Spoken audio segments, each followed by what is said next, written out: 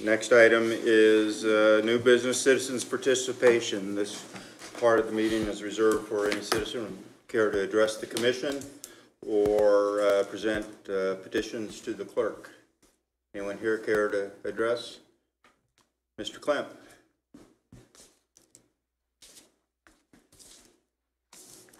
Louis Klemp, 1816 Pioneer Drive, Leavenworth, Kansas. I want to apologize for not having been here more often. I do other things, but We know. yes, glad you know. So, one of the things, I hear you short money. That always bothers me when the city short check for $289.20. If the, I got a very nice letter from Paul, thank you, Paul, or notice that he and I communicated, and thank you for the letter. I thought that was a very, Thank you. I was trying to save some legal fees there. And I know you just took a vote on stormwater. It disturbs me greatly that you didn't take a little bit of your sales tax, which is 50 million plus, and spend it on like 10 million on stormwater. I think it's something that the taxpayers and the people that support the community would have appreciated it. But I know instead of doing that, you're going to bring the mill levy down. I know that's true. One of the two, surely, if you're getting $50 million. A lot of money has been brought in. I think it's close to $200 million on the sales tax. And one of the problems we have in the world today, there's so many laws, rules, and regulations that you can't keep up with all of them. But the county's getting $75 million. We've already spent $33 million for the cities. And I just passed on to the board today that I don't plan to spend any more money for the cities. They don't need any more money. We gave City of Leavenworth 12 to 13 million, gave Lansing over 13 million, gave Tonganoxie 5 million, gave Baser 7 million. And you go into where your 12 to 13 million came from. It's Eisenhower in the industrial park. So it would have been very nice for you to take a portion of that 50 million and spend it on the stormwater. But it's only 83 million, and we can get that from the homeowners and everybody else. We're easy out here. This is supposedly, from me, the year of the taxpayer. Well, I want to lower the mill levy or the expenditures. Sometime we have to give something back. We can't always be takers. It's easy to do with somebody else's money. It's totally simply to do. So it would have been nice if you had done that. You didn't do it, but here again, you can always lower the mill levy. I would hope you would do that. Ours will be frozen or possibly lowered at the county. I don't know why we can do it, and the cities can't do it. There are two cities that I'm not going to vacate in my next 6 months and some days left that I have, and that will be the one in the north and one in the south. That's Easton. Anything I can do for Easton, I'm going to do it. The others, they don't get any sales tax. I think they get $15,000 sales tax. That's not, in 20 years, that's not very good. So I would appreciate it, since you're not doing it for the stormwater, to see you lower the mill levy if you really have any concern for the taxpayer. If you don't have any concern with the taxpayer, go ahead and do whatever you want to do. I did appreciate Mr. Griswold's vision, and the vision is not maintenance. A vision is what you're going to do for the next 10 years, 20 years, 30 years for the community to make it bloom and blossom. So thank you very much for your time. Appreciate it. Thank you, Mr. Flint. And thank you. I know people of Leavenworth are very proud that we probably pay 60% of the total county sales taxes raised throughout the county, and I know that we don't get that much back, but we do our part to support the rest of the county because we are the major sales tax generator, and I think we generate 42% of all the property tax in the county that goes to the county, and we're proud of doing that to support the entire county. And I look forward to them lowering their mill levy at the county level because their mill levy is actually higher than our city mill levy. Ma'am, yes. I appreciate you thanking us, but the rules draw up how the money is distributed and where it goes. We don't. Good evening, ma'am. Good evening. Charles C. Filbert. I'm sorry? Charles C. Filbert, 205 Topeka Avenue. I'm concerned with the city's spray program.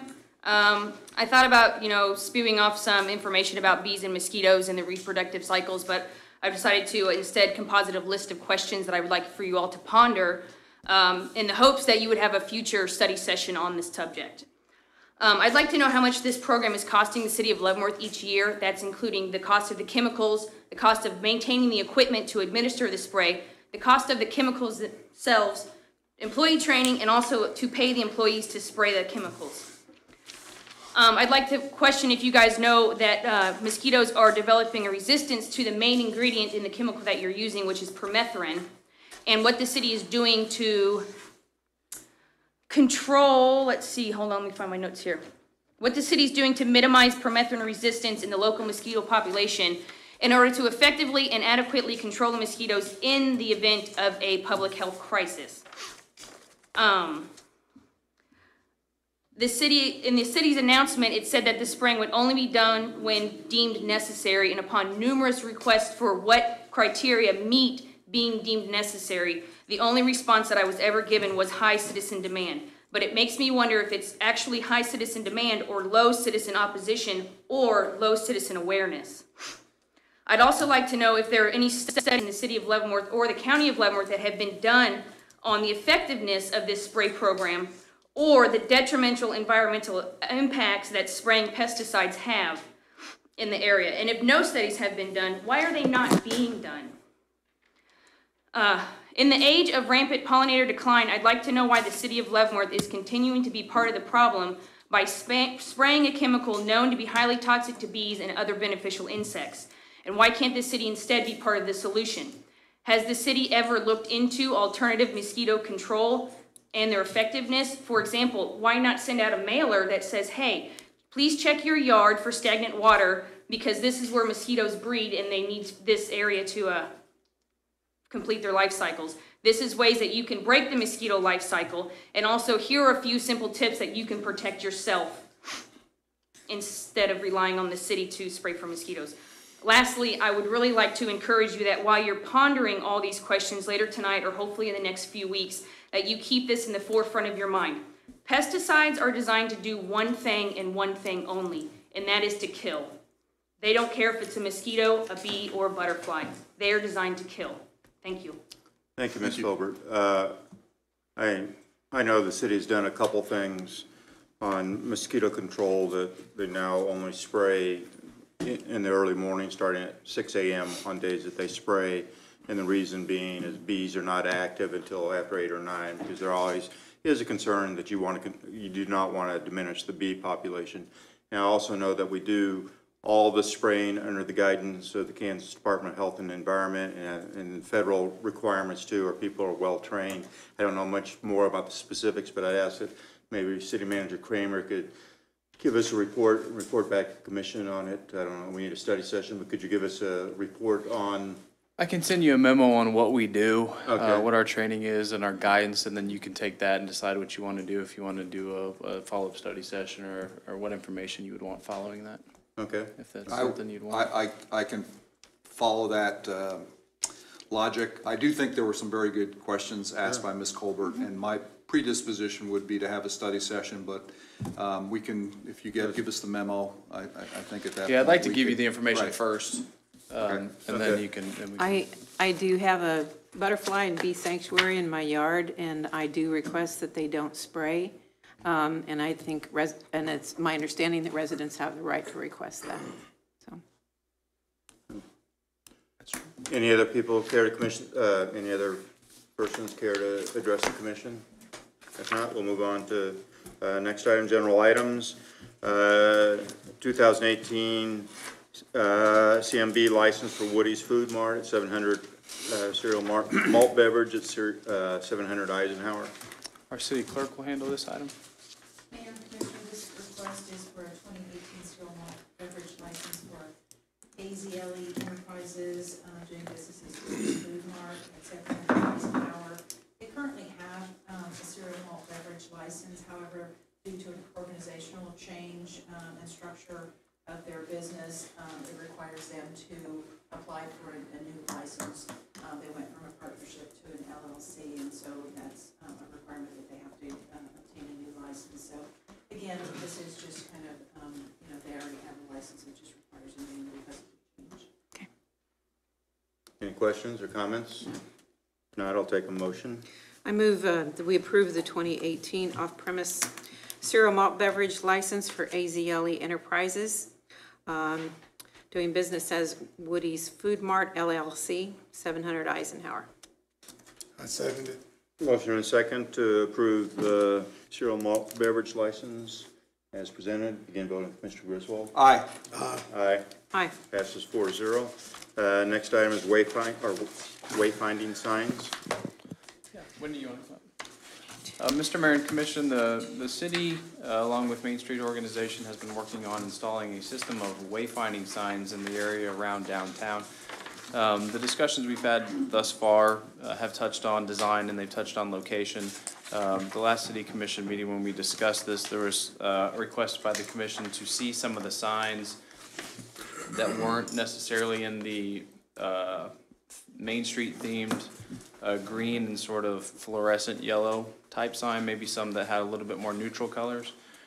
Main Street has done as the commission asked, and they've presented a couple other options. The first two in your packet, just a little more muted colors. And then the last two, one sort of a white backdrop with dark lettering, and then one a darker backdrop, maybe hard to tell on my computer, but maybe a navy type color with white background.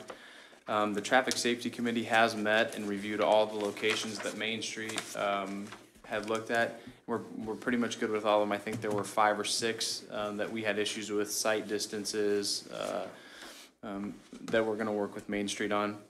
If the commission is generally okay with the locations, I would ask that you just instruct staff to get the fine details with Main Street on, if it's on private property, if it's a right-of-way, we'll work those details out.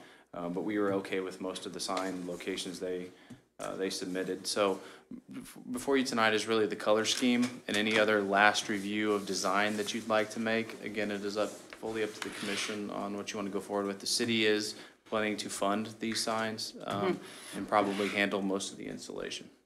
I like the neutral colors, so this better.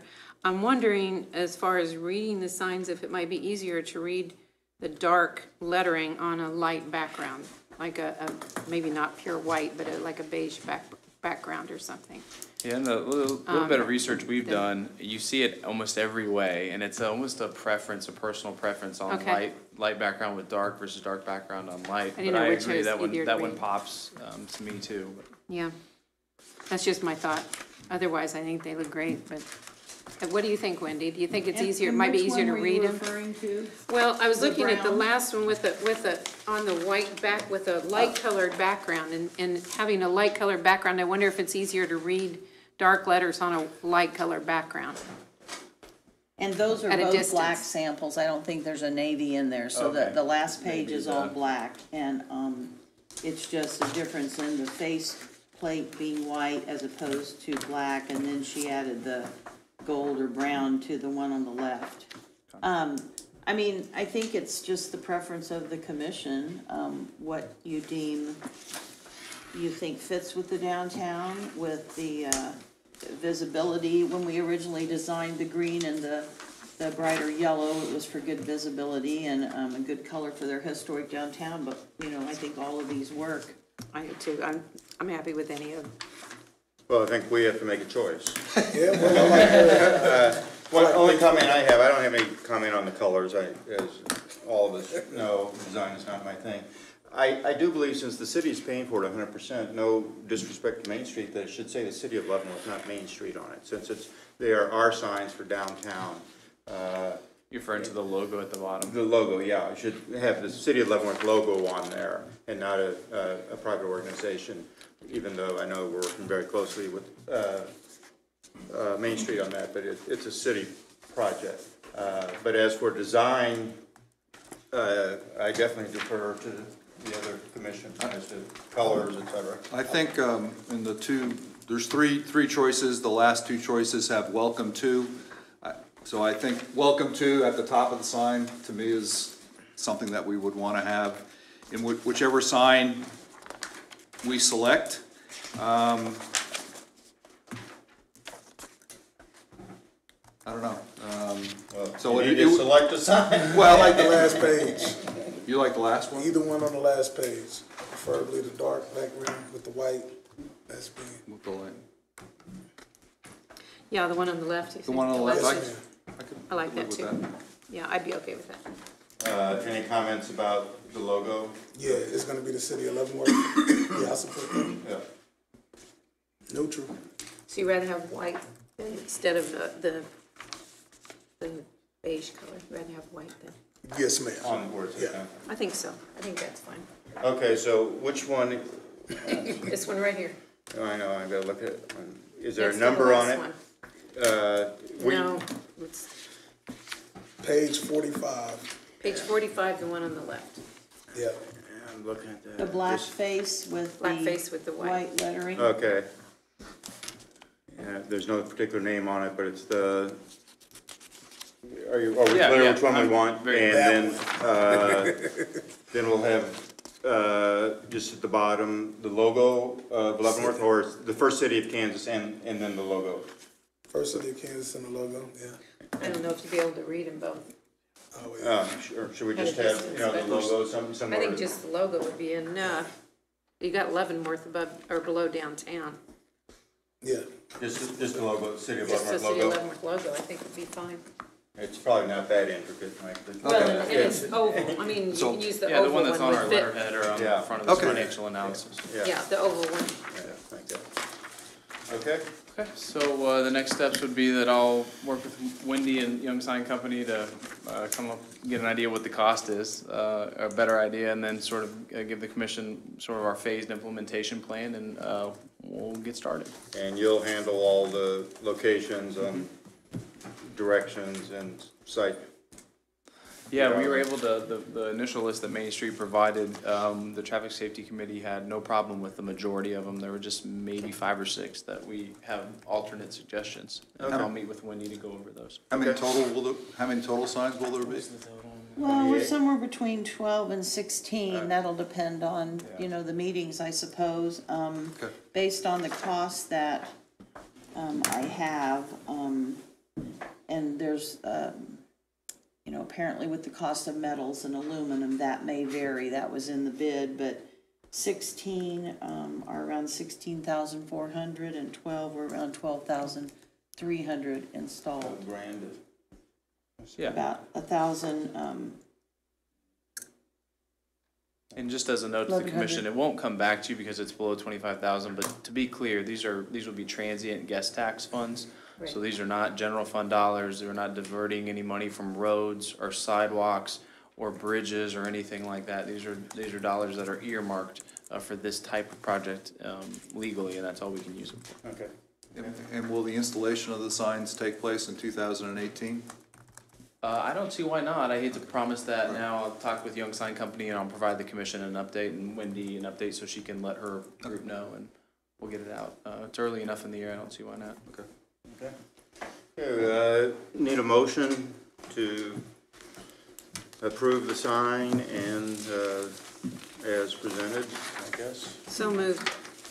Approve the sign as presented. Second. Okay, we have a motion and a second to approve the sign as presented. Are we clear, Ms. Williamson and Mr. Yes. Kramer, on what we're doing there?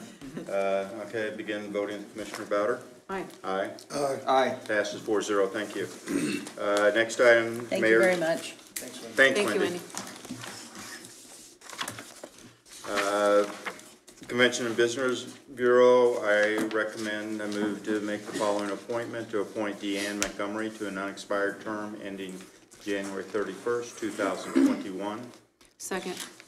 Motion and a second to appoint Deanne Montgomery to the Convention and Visitors Bureau. Again, voting Commissioner Bowder. Aye. Aye. Aye. Passes 4-0. Next item, general obligation bonds and temporary note proceedings. Our city clerk, Carla Williamson, will handle this item. Mayor and Commissioners, I've set out on the dais for everybody a final financing analysis that we'll go over here in just a little bit, so hopefully you found that in front of you. We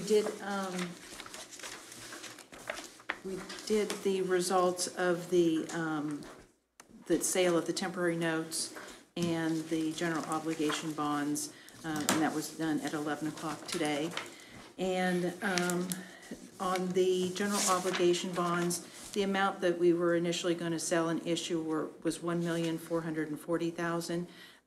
As you'll see in your packet, the final amount that we're going to issue those for is $1,410,000. So I will go over the various bidders on those and the interest rates that were proposed to us. And in your packet, like I say, there is a breakdown of this for you. So the first ones I'm going to go through are the temporary notes, Series A 2018, and those are going to be in the amount of $3,460,000. Country Club Bank for an interest rate of 2.467997%. Commerce Bank, 2.667573%. Hutchison, Shockley, Early and Company, 2.732294%. And First Bankers Bank Securities Incorporated, 2.788697. So Country Club Bank was the lowest on that, so that one would be the one that we would recommend that the commission would approve. Is this the highest interest rate we've had in the last 5, 6, 7, 8 years? It is, yes, it is. Yeah. I guess not for borrowing, but for And then, like I say, for the general obligation bonds, and it's gonna be in the amount of $1,410,000. First Bankers Bank Security Inc., 2.634758%. Robert W. Baird and Company Incorporated, 2.713174%. UMB Bank, 2.724497%. Hilltop Securities, 2.823441%. Bernardi Securities, Inc., 2.841386%. And D.A. Davison and Company, 2.842439%. And First Bankers Bank Securities would be the winning bidder on those. So there are several motions that the commission will need to take. And I did set out, since we do have the winning bidders on there, I did set out some information there to help you with your motions on those. So you'll want to accept the temporary notes. You'll need to adopt the resolution for the temporary notes. You'll need to accept the proposal for the general obligation bonds and adopt the resolution for the general obligation bonds.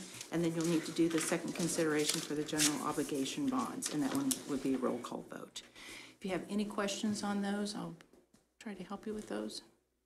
Yeah, we have 4 separate motions, 5 separate motions, actually. The first one being accept the proposals for temporary notes, Series A2018. I move to accept the proposal from Country Club Bank for temporary notes, Series 2018, as presented. I second it. Motion and a second to accept the proposal for Country Club Bank for temporary notes, Series A2018, as presented. Begin voting, Commissioner Bowder. Aye. Aye. Aye. Passes 4-0. Next item is for Resolution B2201, temporary notes, Series A2018. I move to adopt, oh shit, You good? okay. I move to adopt Resolution B2201, issuance of temporary notes, Series A2018. I'll second it. We need to name the, It's not necessary. okay. Motion and a second to adopt Resolution B2201. Begin voting with Commissioner Griswold. Aye. Aye. Aye. Passes 4-0. Next item is First Bankers Securities. I move to accept the proposal from First Bankers Bank Securities for 2018A general obligation bonds as presented. I second it. Motion and a second to accept the proposal from First Bankers Bank Securities as presented. Begin voting with Commissioner Bowder. Aye. Aye. Aye. Passes 4-0. Next item, issuance of general obligation bonds, Resolution B2202. I move to adopt Resolution B2202, issuance of general obligation bonds, Series 2018A. I'll second it. Motion and a second to accept Resolution B2202. Begin voting with Commissioner Bowder. Aye. Aye. Aye. Passes 4-0. Next item is second consideration ordinance for number 8079, general obligation bond, Series 2018A. Requires a roll call vote, and I will call the roll. Commissioner Griswold. Aye. Commissioner Wilson. Commissioner Bowder. Aye. And I vote aye. That passes 4-0. Thank you very much. Next item is first consideration ordinance, industrial revenue bonds, Zec Ford. City clerk will continue with this item, and we have our city attorney if you have any general questions about industrial revenue bonds. So this is the first consideration ordinance authorizing the issuance of taxable industrial revenue bonds for the Zec Ford project. They will be in the amount not to exceed $9 million, and they will be to provide funds to acquire, construct, and equip a project for Zec Brothers Development LLC, and authorize and provide certain documents and actions in connection with the issuance of the said bonds. The background on this is in October of 2016, Zec Brothers Development came before the City Commission and requested the use of these industrial revenue bonds, and the City Commission provided a consensus at that time to consider a non-binding resolution of intent to issue the bonds.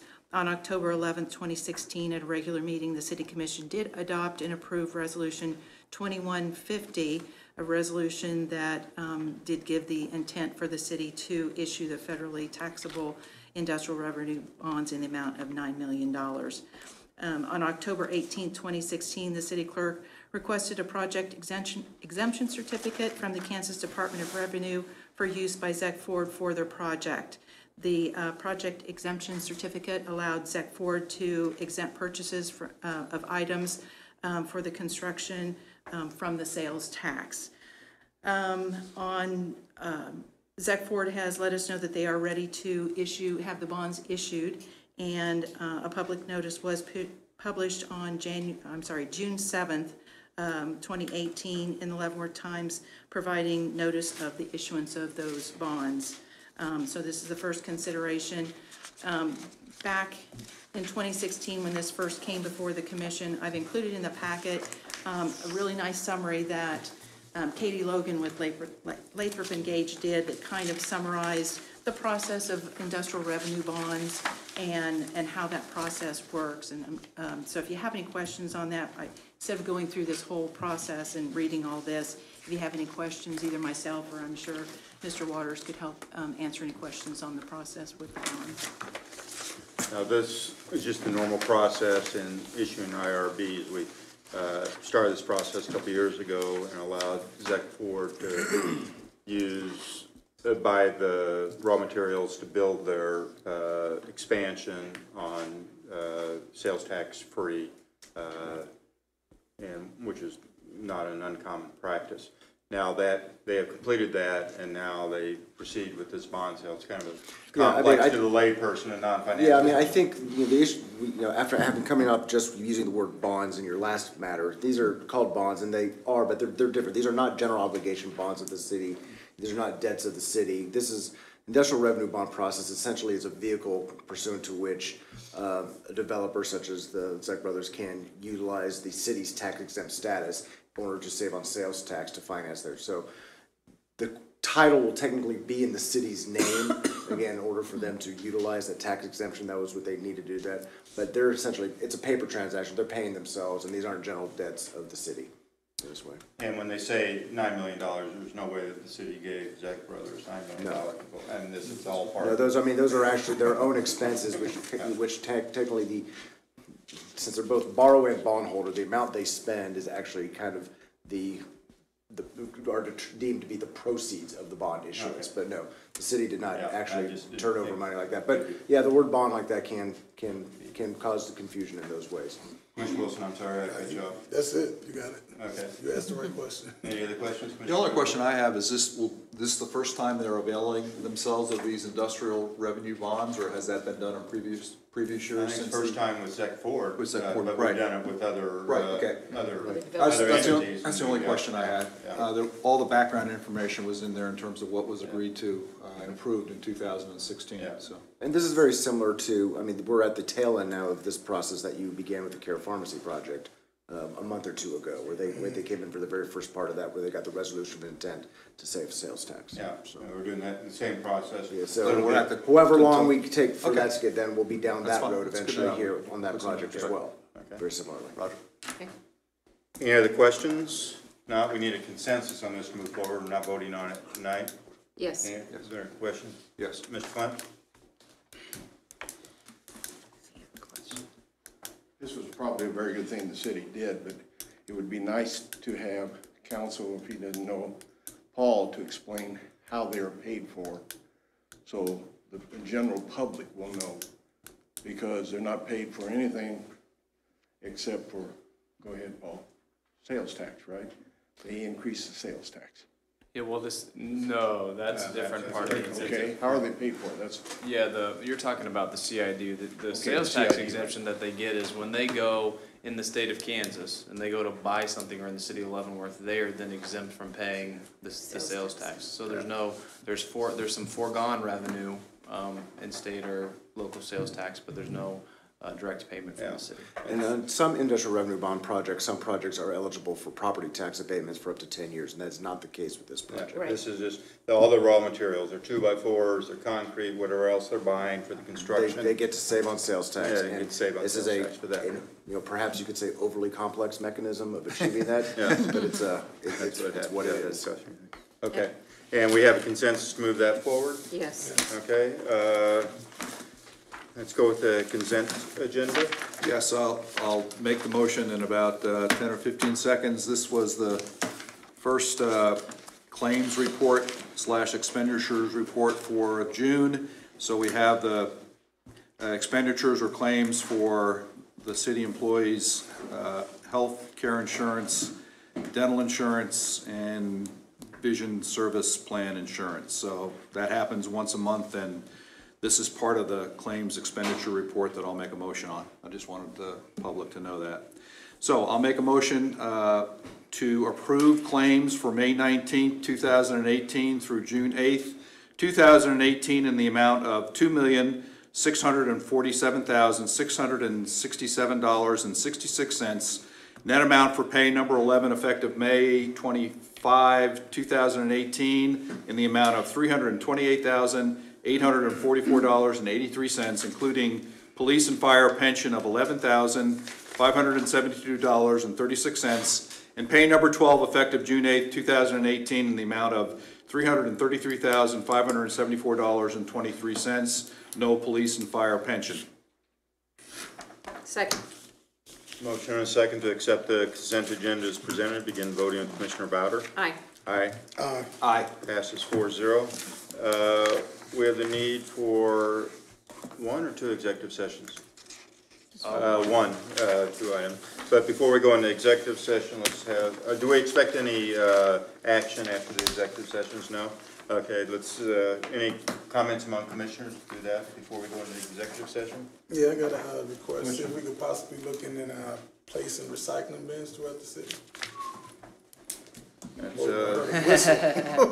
Yeah, that's a really big topic, that we can get into. You're talking about curbside recycling? Yes, sir. Okay, and I won't go too far into this, and if the commission wants to discuss it further, we can. That would just essentially be a new fee. That would be a specialized set of trucks and a new crew. Sort of the benefit and the downside of running your own refuse service as we do is you're small, so you're flexible, but you're also extremely limited on what you can do. So if you were to add curbside recycling, we could give you an idea of what a program like that would cost. That doesn't mean it's a bad idea. It's just that there are specific costs associated with changing the way that we do the service. It's very similar, or somewhat similar to the request to get trash bins that you hear a lot of times. Those require different types of trucks, side loading trucks with mechanisms.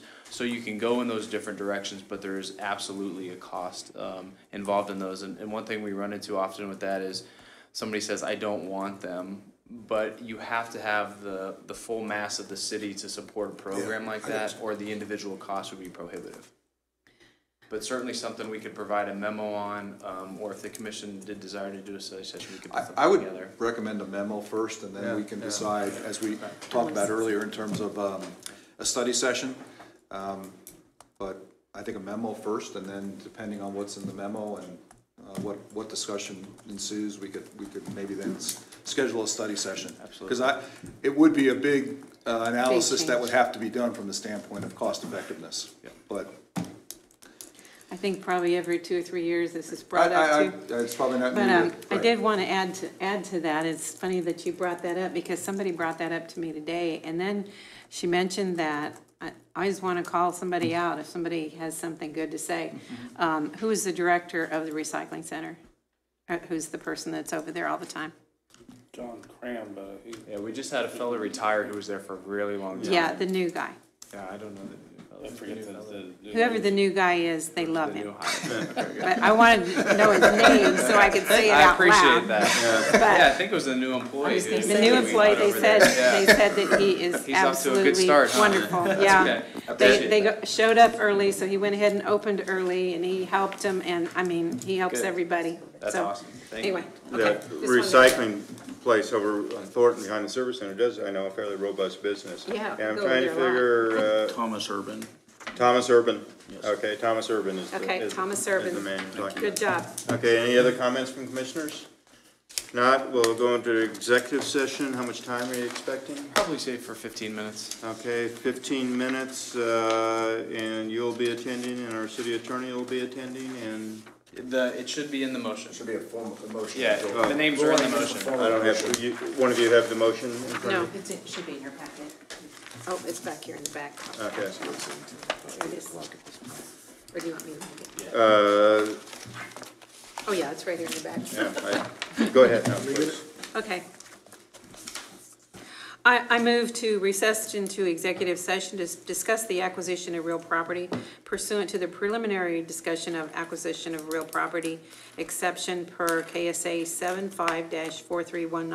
75-4319B6. The open meeting to resume in the city commission chambers at 8 o'clock. 8 o'clock by the clock in the city commission chambers. And who's in, City Manager Paul Kramer, Assistant City Manager Taylor Tedder, City Attorney David Waters, and Mike Riley are requested to be present during the executive session. okay, I second.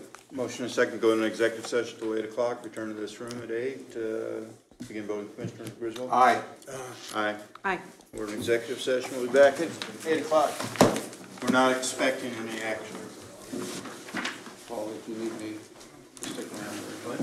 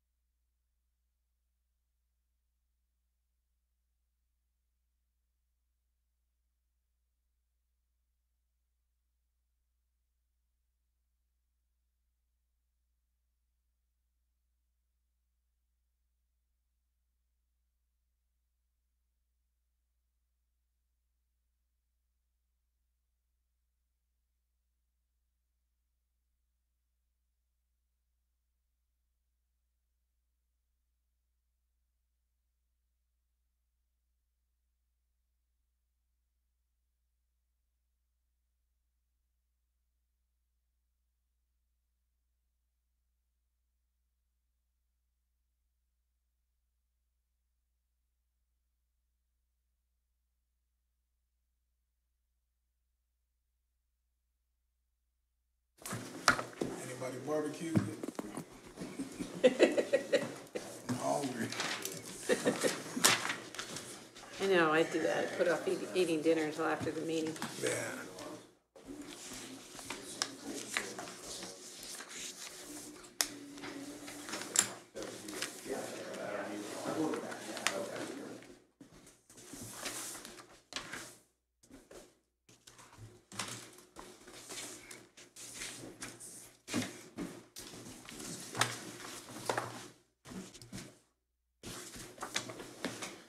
We got another minute and a half to sit here before we gavel back into session.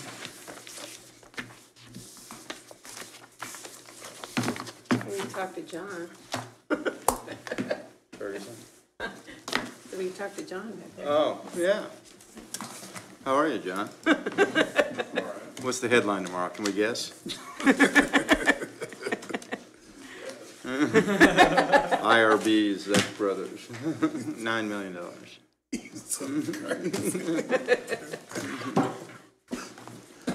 Okay. We're back from executive session. Any other questions or comments from the commission? Mr. Kramer? I don't have any. Mr. Waters? No, sir. Ms. Williamson? If not, I'll take, Can I say one more thing? yes, ma'am, please come up to the mic. Nancy, you touched on the opt-out program. And I'd like to add a couple things to that. One, there are 2 vacant houses next to me, and I am unable to opt those out, even though they are vacant. They are still going to be sprayed unless I contact the owner, which is not exactly an easy thing to do. Right. Also, the housing, particularly like if you go on Ottawa between Broadway and 10th Street, they're very close together. So how is one address opting out, but everyone around them not opting out? How is that really doing anything for one particular address? Good point. So that is my concern. So maybe it doesn't need to be a whole city thing. My question is, what can the city do differently to not need to spray this chemical? Let's look into that. I think we should. So, We thank do. you. Thank you. Thank you, Ms. Colby. Any other questions? If not, I'll take a motion to adjourn. So moved. I'll second. A motion and a second to adjourn. All in favor, say aye. Aye. Aye. We're adjourned.